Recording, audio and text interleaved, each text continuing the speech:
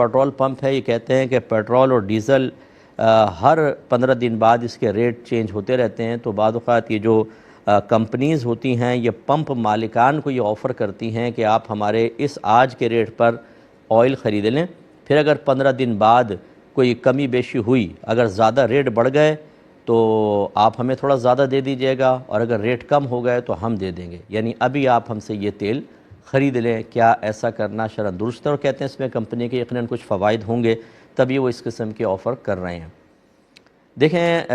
اگر تو یہ بالکل ایک شرط کے سے درجے میں کر لیا کہ آپ کو ابھی تیل لے لیں اور بعد میں جب ریٹ کم ہوں گے تو شرط یہ ہے کہ آپ ہمیں پیسے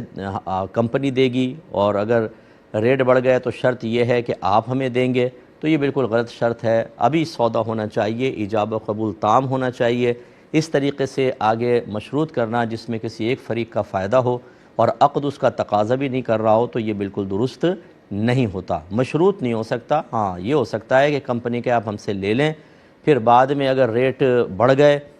تو کمپنی معاف کر دے کہ چلیں زیادہ آپ ہمیں نہ دیں، آپ نے لے لیا ہم سے ایک وقت پر تو آپ کے لیے بہت بہتر ہے۔ یا پمپ مالک جو ہے بغیر مشروط کیے جب ریٹ بڑھے تو کمپنی والوں کو دے دے کہ چلو یار تمہیں نقصان ہو رہا ہے، میں خوشی سے تمہیں کچھ پیسہ دے رہا ہوں، وہ ایک الگ بات ہے، لیکن جب مشروط ٹھہرا لیں گے تو یہ ٹھیک نہیں ہوگا۔